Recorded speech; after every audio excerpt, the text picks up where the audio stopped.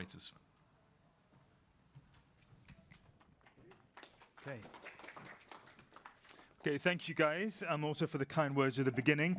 A few quick housekeeping notes before we get started. Of course, Politico always likes to make its events as interactive as possible, so you can participate on Twitter, or X as it's now called, at Live Politico. There are also the hashtag Aviation Goes Green if you'd like to participate online too in the conversation. There's a Slido poll, as there always is. The question is, what is the main obstacle to scale up SAF production globally? There's 4 options that Tommaso has crafted for us there to pick from. Competition for feedstock, high cost compared to kerosene, low private investment, and number 4, weak government role.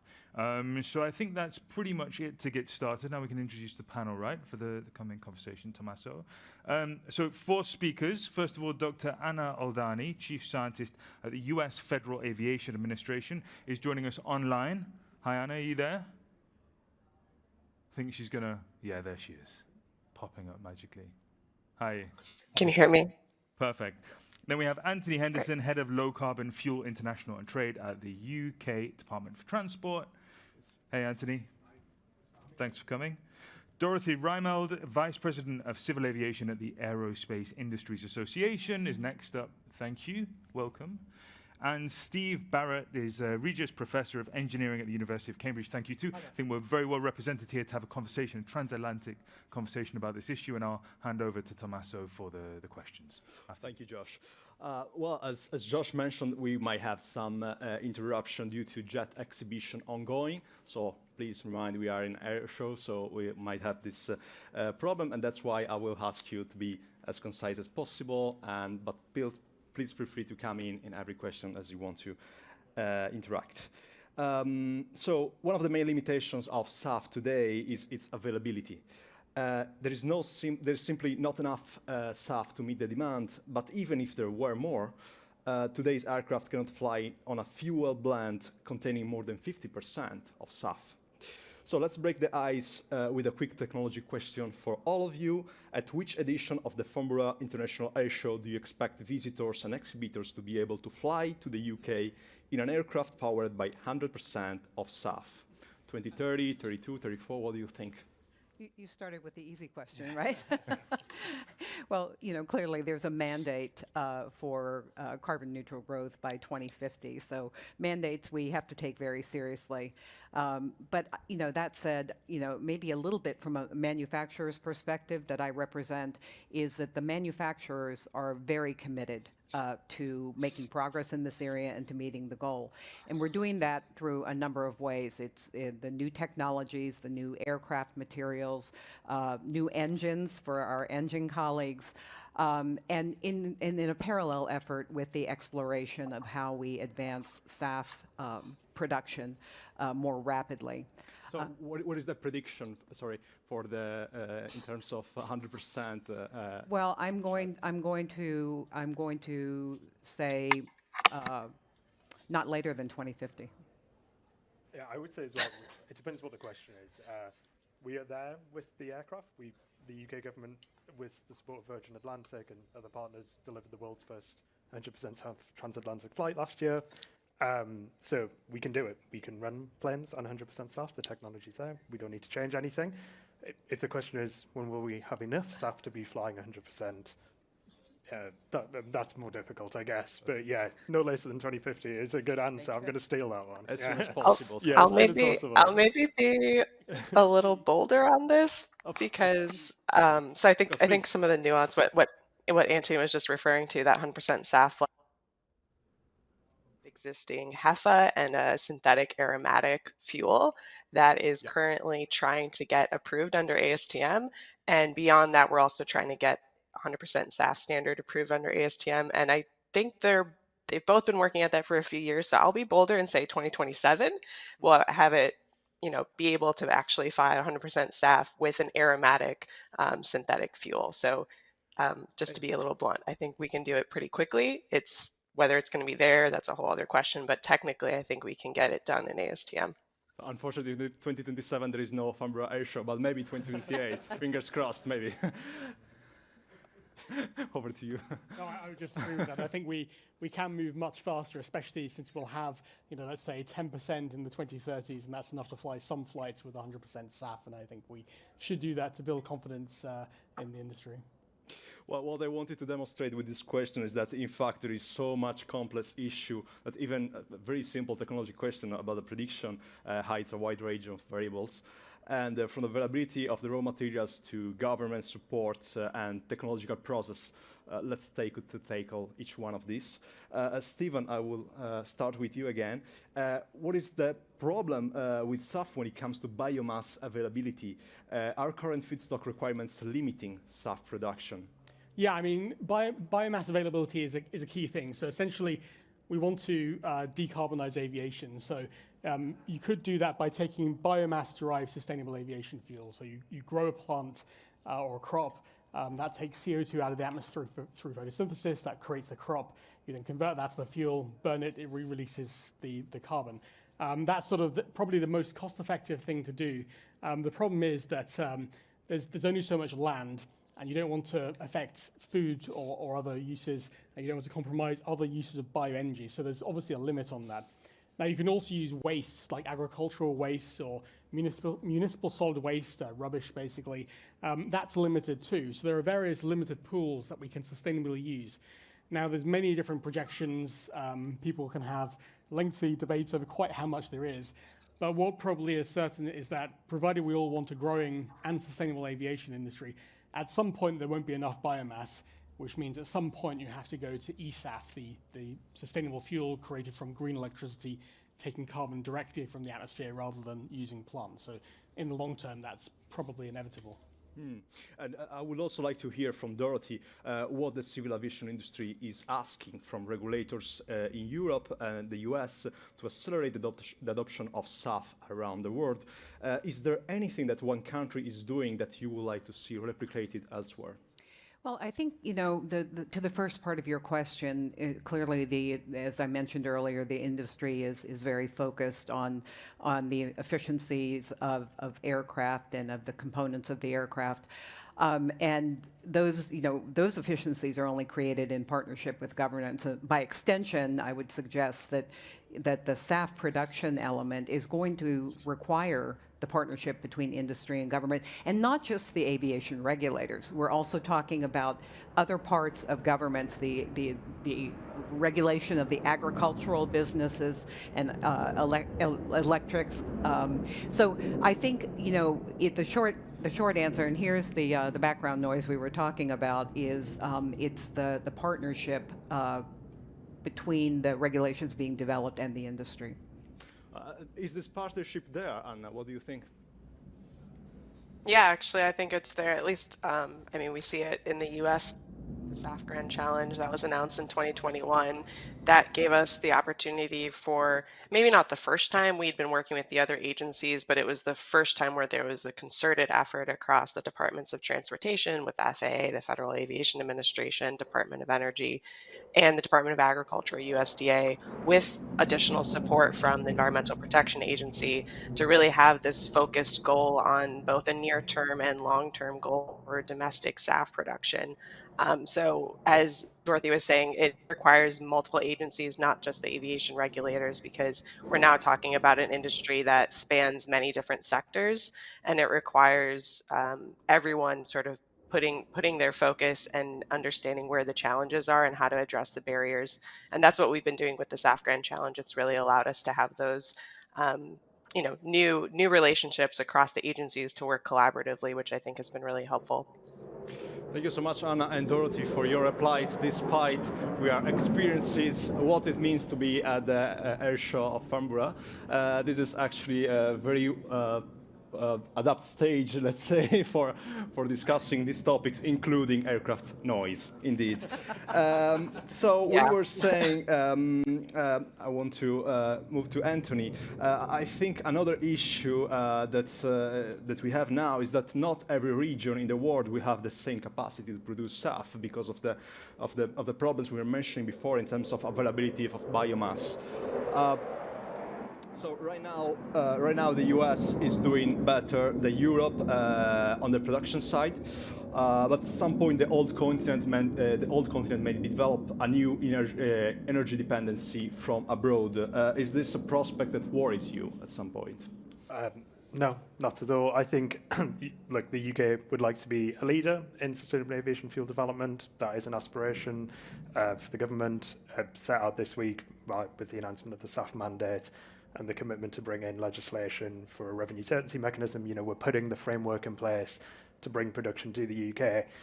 But there are a lot of planes in the world and we need a lot of production, and it's very unlikely that the UK will be able to produce all of the SAF that it needs. So we want to see global development of SAF production in all parts of the world that we can import from and use, so long as that the fuels that are produced globally are truly sustainable and are using the right feedstocks. So that's our aim, that's our focus. So yeah, it's a mix of both. We want to do it ourselves, but we need the imports to get there as well. Yeah. Yeah, and what are the most promising types of SAF that you've seen so far, and what can governments do to scale them up? So I think in the UK, we're very much focused. I don't really like these terms, but I'm going to use them anyway. The second and third gen technologies, so those wastes to residues and recycled carbon fuels in the second gen and the power to liquid e-fuels in the future.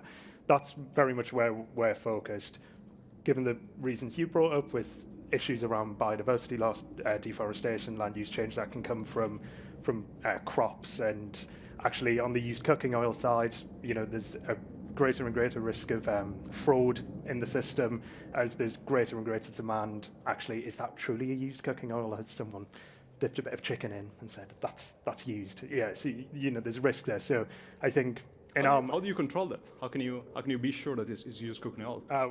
Robust trade schemes, I guess, but that's not really my area, so I'm not sure. But that's why we're focused on that second and third gen, and that's what we would like to see develop globally. It's truly more sustainable, delivers greater greenhouse gas savings, and that's what we're doing this for, right? We're doing this to sort of, tackle climate change, so that's what we should be focused on.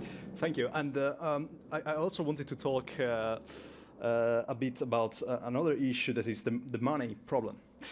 Because not only SAF is up to 4 times more expensive than fossil jet fuel, depending on the type of SAF can be even more than 4 times, but it also requires a lot of investment to be produced. So, Stephen, how are the companies dealing with this issue? How do you see this evolving? Yeah, I mean, I think you raise a key point, because you know, there's sort of two kinds of problems. There's challenges and there's facts, right? Challenges you can kind of solve, and facts you have to live with.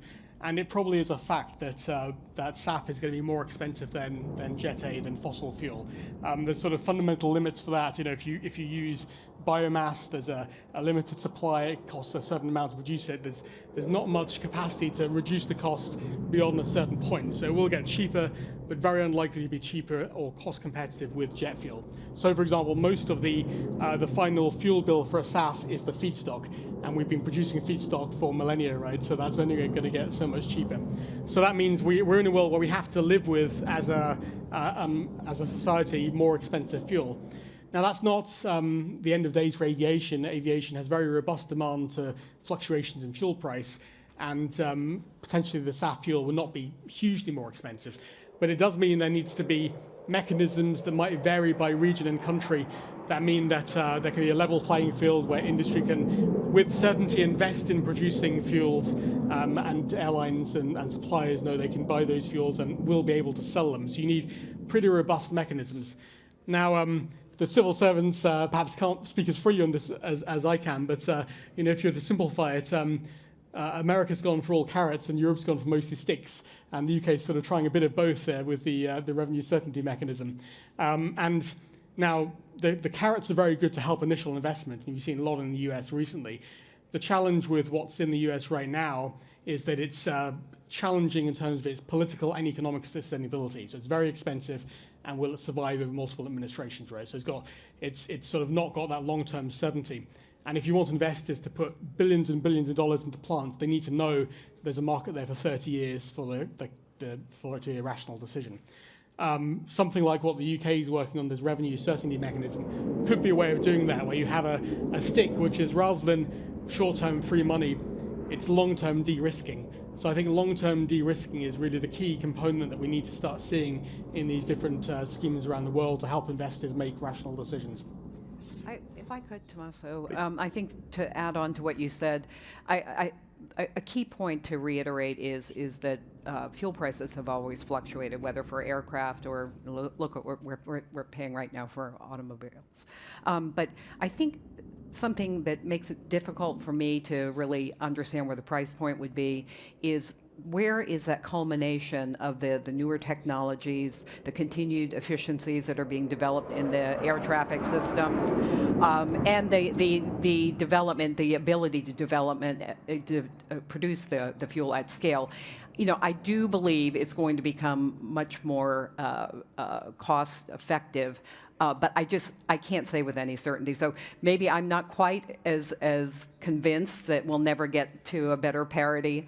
But you know, well, I think you raised a good point though, which is that aircraft technology does improve, and we will see, you know, a halving in the engine intensity of an aircraft by 2050 is not crazy, right? That could offset much of or most of the fuel price. So the ticket price might not change as much as the fuel price might suggest. And of course, only about a third of the ticket price really is the fuel. So, I mean, it's not like a doubling in fuel cost would double your ticket anyway. It would be a much more damped effect. So I think the industry will continue to thrive, but I agree there are ways to damp that effect or maybe even wipe it out. And if I could maybe just really quickly add on that, maybe some of the aircraft noise on the points of cost parity. On the points of cost parity with conventional today, I think while it will always be very expensive to make SAF, like Stephen said, we take advantage of a very passive natural process when we're using conventional kerosene, and we have to replicate that for synthetic fuel. I think if we're able to properly value the environmental benefits, the environmental services of SAF, which is what people are paying for, and really understand that if we're making the decision to decarbonize economy wide, if we see that insurance companies and financial institutions are making decisions based on the costs of a changing climate, predicted costs, you know, we even are doing these analyses for airports that we expect may be flooded or subject to severe weather events, things like that. Those are all costs that society is paying that is not actually currently being captured by the sort of cheapness or the current price of the conventional Jet A. So I think, yes, it'll always be more expensive, but there might be a way to actually more fairly compare the two products rather than the way it's being currently compared, which I really think is doing a disservice to what SAF is aiming to achieve.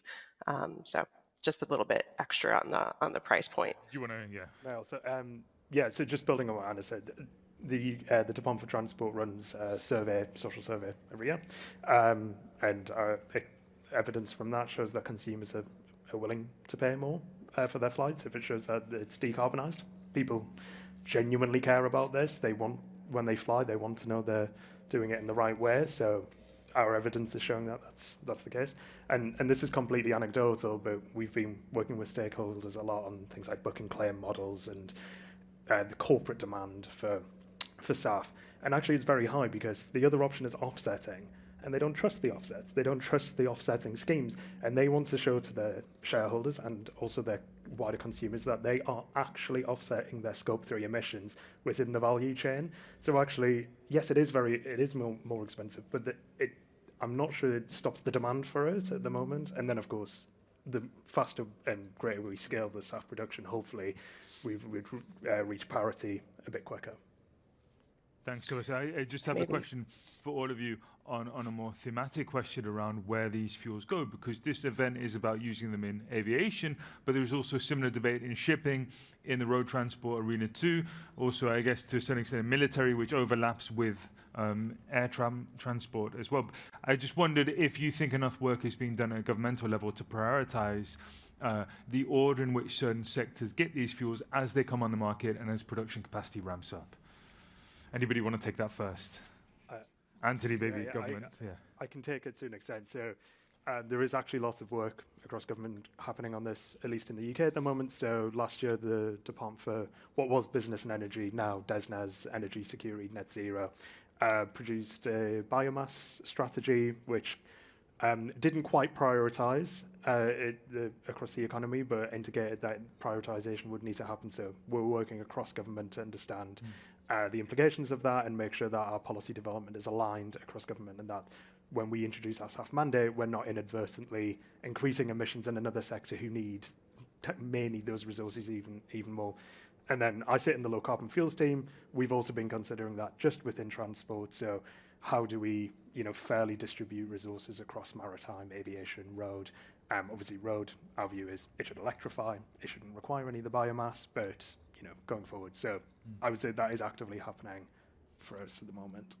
And one thing I'd add, actually building on Anna's previous point of valuing the environmental benefits of SAF, you could also value the energy independence and security benefits of SAF, and we certainly see in the world with geopolitical events today how much that really matters, right? And developing a robust SAF industry will really help with energy security and independence, which are slightly different things, but would certainly help with both, either by diversifying feedstock supplies, particularly for the UK, a smaller country, or in the US, it probably would lead to more energy independence.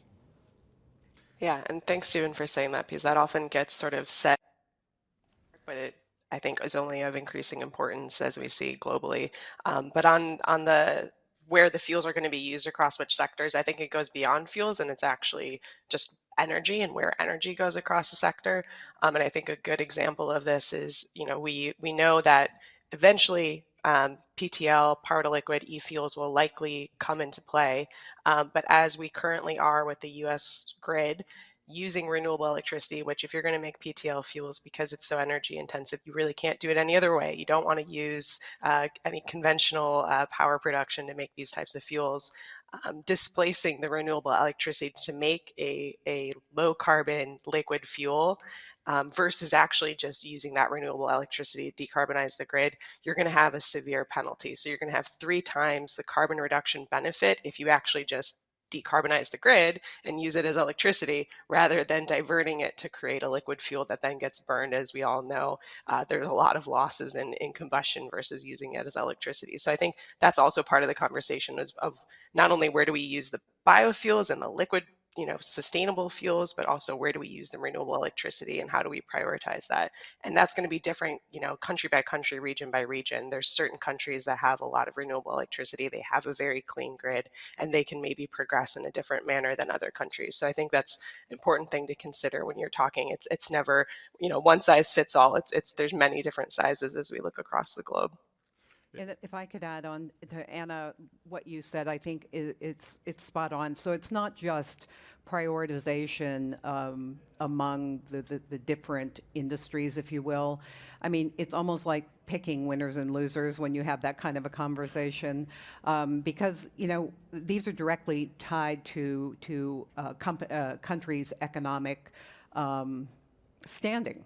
So in a lot of ways, I think the conversation needs to be more, if we're talking about priorities, that it's shaped in a manner that is not disadvantaging one industry over the other, because they're all important, right? And then the other piece of it that always goes through my mind is how industries can share lessons learned. Because again, as an industry moves forward to its own green future, whatever the industry, I'm agnostic, some move more quickly because they don't have the clearances that perhaps other ones do. And how do we create the forum, the ability to talk about sharing best practices, whether it's clearing regulatory hurdles or clearing technological hurdles? And those conversations, they're not natural. We talk within our industries. We know our stakeholders. It's less natural to talk outside of the industry. And again, as we talked about earlier, this is regulatory discussion and decisions across multiple parts of the multiple industries. So I don't have the solution as I'm thinking about this, but I think it's a missing discussion. Is the car sector one of the industries you are thinking about. Absolutely. And as the car sector, do you see space for new technologies also in the aviation sector, such as electric-powered aircraft, hydrogen aircraft, not only the sustainable aviation fuels? Sure, absolutely, and you know, clearly you can walk out in this show and see the examples of the thinking of the electrical. I saw several hydrogen powered engines on display. So all of that technology is evolving. But I think what I'm trying to suggest, Tommaso, is some technologies move more quickly than others do. And in aviation, our technology, the ideas are fast and furious, but our ability to ensure that we're introducing products and services in a safe manner and rapid enough to meet the demands of the industry, you know, sometimes that's a lengthier process. And that's kind of part of my thinking when I say about, you know, using lessons learned from other industries. How can we be more efficient in introducing the new technologies? But just to build on that, I mean, aviation is sort of uniquely difficult. First, you need a tightly specified safety critical fuel that never fails you. That has to be extremely energy dense, so batteries are not going to cut it for long-haul flights ever, according to physics as we understand it. Maybe several Nobel Prizes might fix that, but you know, based on current understanding, that's not going to happen. So that means you need a liquid fuel, and that really leaves you essentially with two options: either something that looks like jet fuel, or something like liquefied hydrogen, which is a whole different way of doing it. In terms of the sort of system inertia, that's a really key point. So let's say, you know, we came up with a new aircraft, you know, Pratt & Whitney and others came up with the engine that reduces energy use by 90%. It might take 10 years to start entering the fleet. Then for it to propagate through the fleet will take 30 years because of the market dynamics of the industry, and it's really hard to do it faster than that. So that takes us way past 2050. Now, that doesn't mean we shouldn't do it, and that is critical to sustainability, even in time for 2050, because it will decrease the amount of energy we need. But you can't efficiency your way to net zero.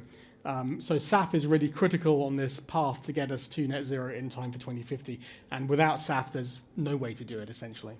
Stephen, I wanted to ask you something about sustainability, because when we talk about climate, we always focus on CO2, but it's not only CO2. There's also the non-CO2 effects, which according to some studies is responsible for the most of the contribution of aviation to climate change. Mm-hmm. Do you think SAF will bring some benefits also on this side? It's sort of unclear. So broadly speaking, aviation has two big climate challenges. One is CO2. And one is aviation-induced cloudiness or contrails. These are the white line-shaped thin clouds you see behind airplanes sometimes. Now, those are estimated, as you say, to cause roughly as much warming as all of the CO2 from aviation. So they're a uniquely hard challenge for our sector, essentially. So we basically have to solve both of them. Now, there is the potential that using SAF might mitigate the effect of contrails by some amount, but the studies are sort of unclear. And at most, it's something like, you know, maybe it's 25%. One study said 50%, another study said 0%. So it's in that range of sort of 0 to 50%. So it's never going to be enough to solve that issue. You'll always have to do something called contrail avoidance to ultimately avoid creating contrails. So the main reason for SAF really is CO2, and there might be these co-benefits that relate to contrails. Another co-benefit, another small one, is the fuel burns a bit cleaner and reduces soot emissions, so better air quality. Again, a smaller co-benefit, but still nice to have less pollution around airports. So these are good to have, but primarily SAF is about CO2. Are European and US governments doing enough to face the non-CO2 effects of aviation in European? Well, you're asking a researcher who thinks everything should be done now, so in that sense, no. But in reality, I mean, the US is investing in this area. I'm on a National Academies Committee for the US that's looking into a strategy for the US on that. In Europe, obviously, is implementing an MRV for contrails, which there's lots of debate around that. And the UK has, at least until the election, the Jet Zero Council, of which has an action group creating a national trial, which I was actually chairing, and the new government may or may not continue that, but hopefully they will, at least in some form, continue that work and take that forward. So I think there is movement, and it can always go faster, but there is movement. Back to the SAF topic. Anna, so far has been recalled even before, the US have taken the carrot approach, let's say, massively subsidizing the green sector, including SAF, through the Inflation Reduction Act. This has been very helpful in attracting investments and making SAF production a business case. But how do you ensure that the sustainability standards are good enough to guarantee that SAF will fulfill its core mission, which is reducing CO2 emissions? My name is I am Italian, so when you said Anna, I was like, oh, he's really saying my name. Okay, so on how we're making sure that we ensure the sustainability of these fuels. So in the Inflation Reduction Act, it provides, there's really 3 provisions in there that are helping address SAF availability. So we first have the 40B tax credit, known as the SAF blenders tax credit. Then that's going to be followed by 45Z tax credit, which is the clean fuel production credit that expands beyond SAF and it covers all transportation fuels. And then finally, there's the FAST program, what we're calling the FAST program, Fueling Aviation Sustainable Transition. It's section 40007.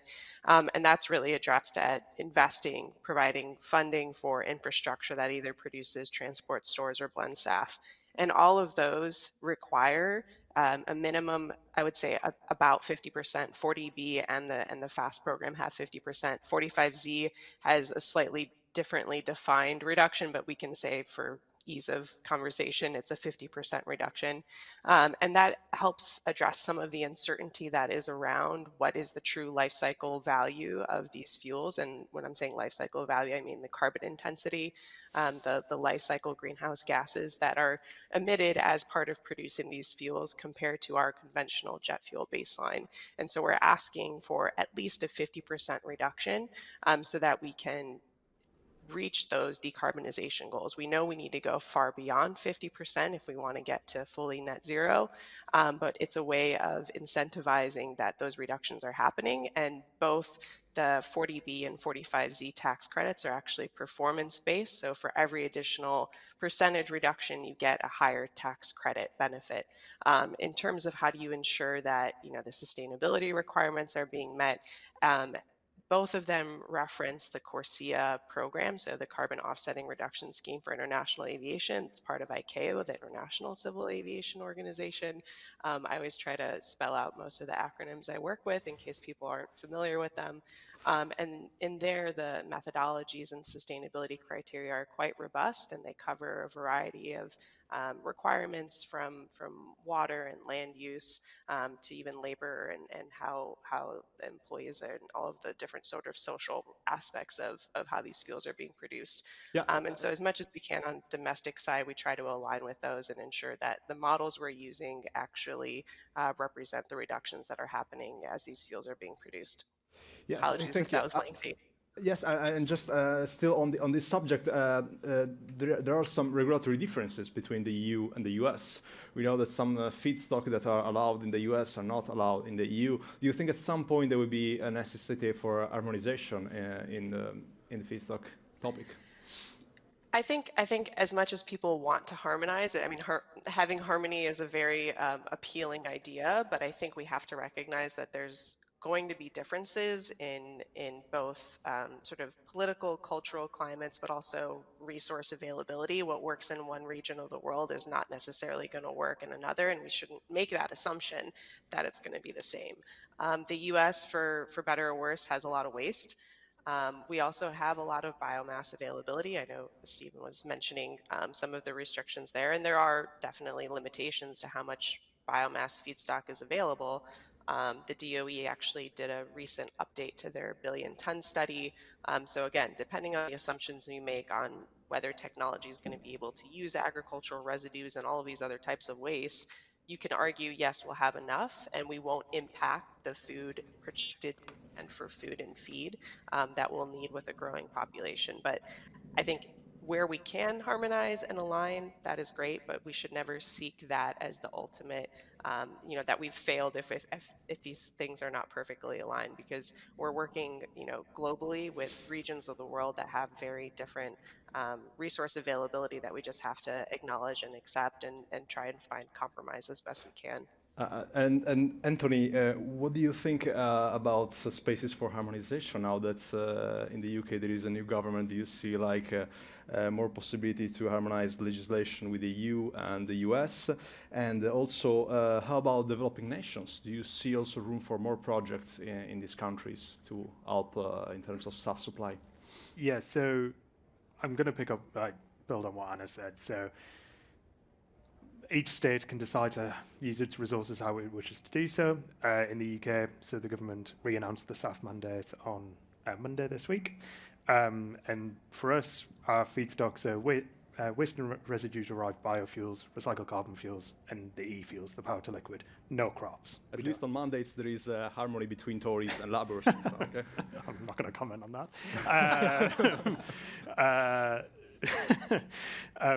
But no crops. There is partly the reason that I mentioned earlier about the risks of deforestation, but we understand that other states do have a lot of biomass available to them that they can use for their own fuel production. The UK doesn't have that. We don't have enough land to be producing a lot of biofuels, which is why we're focused on the waste and residues, and particularly that second gen on recycled carbon fuels, which we recently passed legislation on. So I don't think harmonization is always required. It has to be specific to the state that's producing it and its own circumstances. And if we want to build an industry in the UK, it's important to take that into account, because other fuel types may be a lot cheaper, but not necessarily deliver the best GHG savings. So it's important to keep sustainability at the heart of that. What about the role of developing countries? Yeah, so I think I mentioned earlier, but like I said, we want to see a thriving global market. I think I've said a few times, but we kind of see it as like a democratization of fuel production. No longer will we have to rely on states who just happen to have oil and gas in their ground. Like, all states can produce this now. In last financial year, the UK government funded 3 projects in developing states in Africa to do feasibility studies of SAF production. So we're actively supporting, and that's through ICAO, through their ACT SAF program. We're actively supporting developing states to develop these technologies. Could I give an example where it might be good to harmonize? So, Please. The EU and the UK mechanisms have what's called a buyout. So that's essentially, if you can't get enough SAF, then you pay a kind of premium cost for the remaining the SAF you're missing. Now, the EU and the UK schemes are different, so that probably means at some point the SAF will flow one way or the other to minimize the cost of the industry. So there are some areas where we need to think through carefully how the different systems will interact, and if that produces any perverse outcomes, or if those are outcomes that we're happy to live with and just peculiarities of the system. So that's a particular example of where some heads need to get together and think through what the outcomes are going to be from that game, as it were, when that's played out. But is there enough coordination globally on this? Are there already systems set up that these kind of conversations about the buyout scheme can happen? We talk to the EU in developing our policy, but we take different approaches. We have considered the EU policy in designing our policy, and we don't foresee any particular issues. But we would always monitor these things as we go forward. But there is no constant exchange or platform through which you can have these conversations about aligning. I mean, there's a lot of groups that states go to. We have ECAC, so the European. Oh God, I can't remember what it stands for. But ECAC, let's go with that. I'm not as good at. I'm not as good. Yeah, I'm not as. Yeah. I can translate. Yeah. I'm not as good at Anna at spelling out my abbreviation. Sorry, you've shown me up, Anna. If I maybe I Yes. heard the question. Maybe I translated it a little bit differently. So the cooperation between the U.S. and Europe is very broad on so many issues. I think what we're really talking, or what I heard, was political will, and there's certainly the political will in when we talk about the U.S. and the EU in terms of SAF.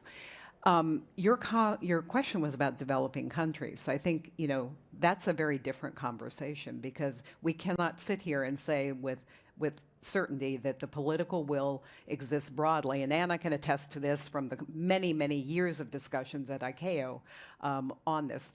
Countries and no country in particular see this issue, the issue of going green, very, very differently. And that's going to be the challenge for us collectively. We could do everything right on time and meet the 2050 goal, and then still have areas of the world where But we're seeing positive signs, of course. We are, and I'm not trying to suggest that we're not, but it is such a huge effort when you look at it through that lens. It's not a technical issue at all. It's not a production issue at all. It is very much of a political will. And Dorothy, since you mentioned political will, let me ask you, are you concerned that this government support that we have seen so far in the SAF industry may fade away in the coming years? Let me rephrase this. If Donald Trump wins the election, and are you confident that he will continue to subsidize green technologies? Oh, boy. I think what I would say is that, frankly, irrespective of what happens in November in the U.S., the industry remains committed to the work that it is doing to meet the 2050 goal. I think that we'll certainly know more once November rolls around. So I think that's really the most I would want to say about that. But I think one of the challenges is the IRA, the Inflation Reduction Act policy is essentially free money for a period, which is very useful. But free money is not a very politically sustainable policy because hard times happen, governments change. You can't really sustain free money over a long period of time. That's why probably ultimately you need both the carrots and the sticks, because the mandates are relatively cheap for the government to implement. They don't hit the public finances in the same way. It still obviously costs real money, but it's more politically sustainable as a mechanism. So I think in the long run, I hope the US does move towards some kind of mandate or other mechanism that is more sustainable in the long term. But I'll not hold my breath. Well, of course, now the focus is on the US because of the upcoming elections, but also the EU, which just went through the European Union, the European Parliament elections, had like an important political change, and now there are some of the targets, the objectives of the Green Deal, which are in discussion again. And particularly in the car industry, there is a discussion about the possibility that Europe could go back to that 2035, for instance, ban on selling new cars with internal combustion engines. This is exactly what's about one of the questions that I'm seeing from the public. This comes from Jordan Dahl, which is our colleague covering, of course, the car sector in Brussels. And she's asking what is the likelihood that the Green Deal will be revised in this term, and what will be the consequences for aviation? What do you think?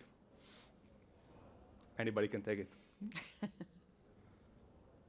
Speaking specifically on the Green Deal. No insight, really. No insight on this? So speaking Oh, to wait, Representative. can you guys Sorry hear that I interrupted Anna. I'll let Anna go first. Oh, yeah, sorry. I wasn't sure if you could hear me. I think this gets to a broader question. Actually, the first poll question about what's the greatest challenge for SAF reduction. I think it's just this consistency in government policies, in what we do as an industry and what we do as a society. So these changes that we see, I think it's partly due because if you're taking too strong of a position on one side or the other and not trying to find a compromised path that in the end is going to be more sustainable, not from necessarily a purely environmental or climate perspective, but the true meaning of the word sustainable, and that it can endure for a long time.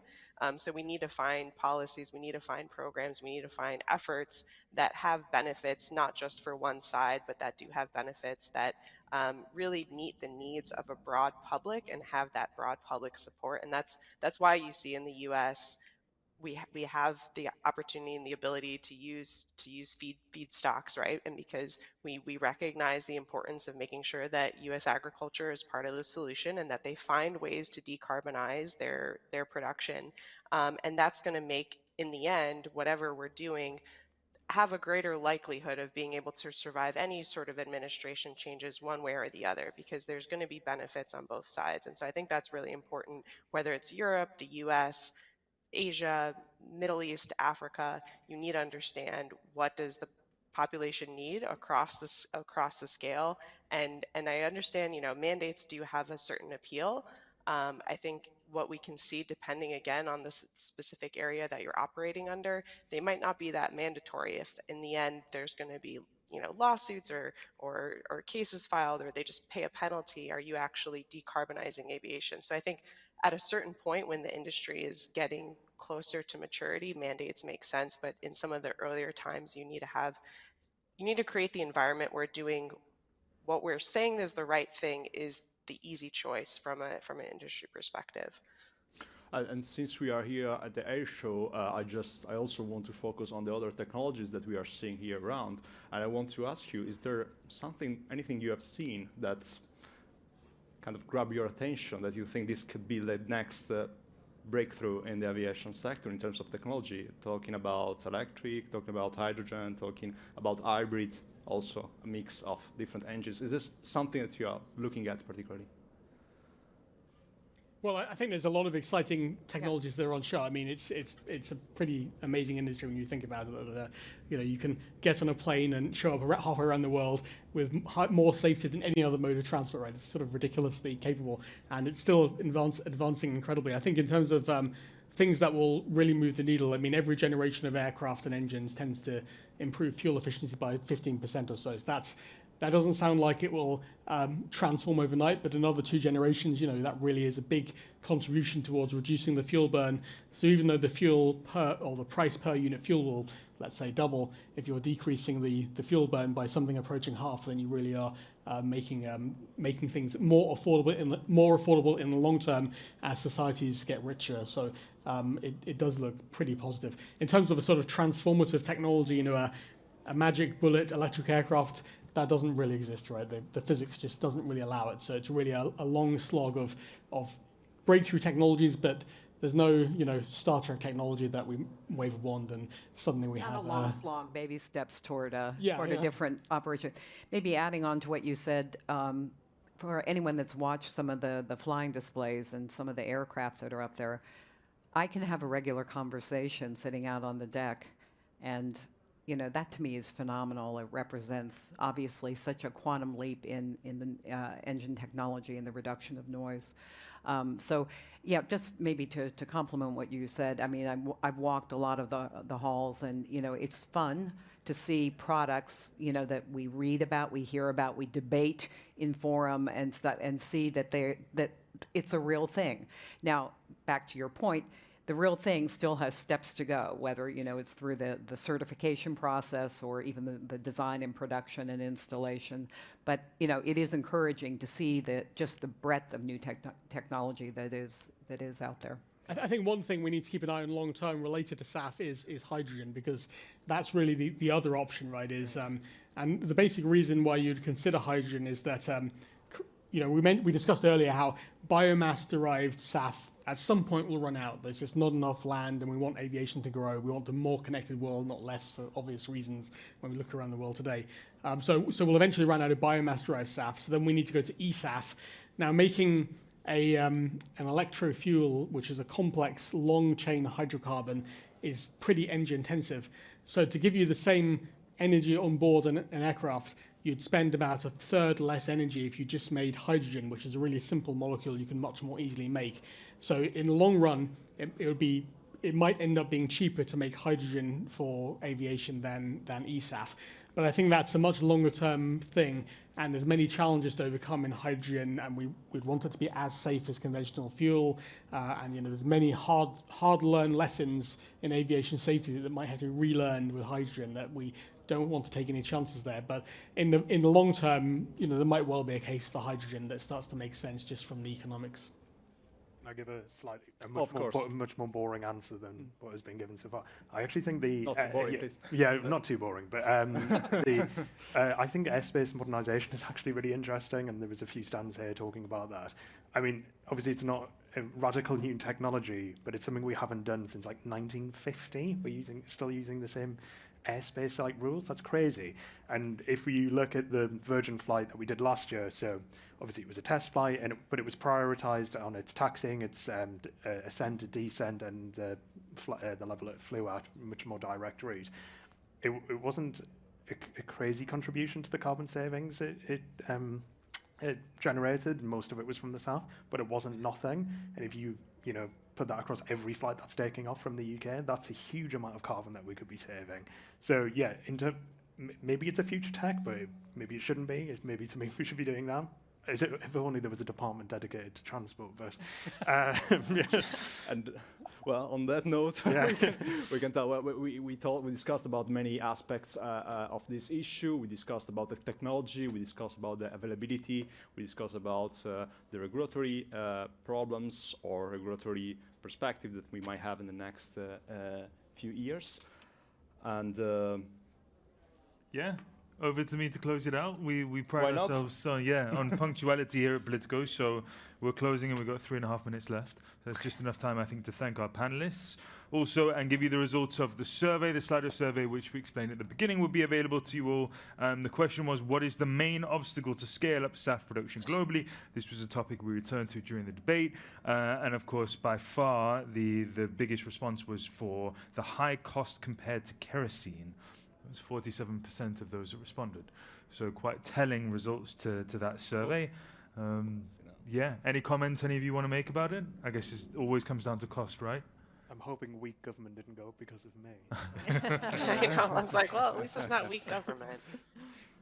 So yeah, on that note, thank you very much, guys. I would again like to thank RTX for hosting us in their pavilion today and being the partner for this event. And any feedback can go to live@politico.eu. Thank you. Have a good day. thank you so much. Thank you. Bye.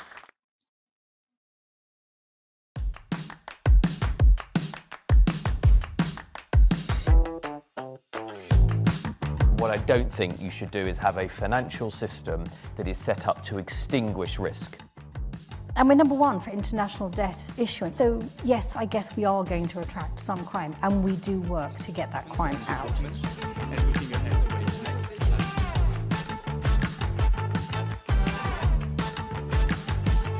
What is your response to that? That yes, we want to keep people safe, but we also need to protect people's privacy online.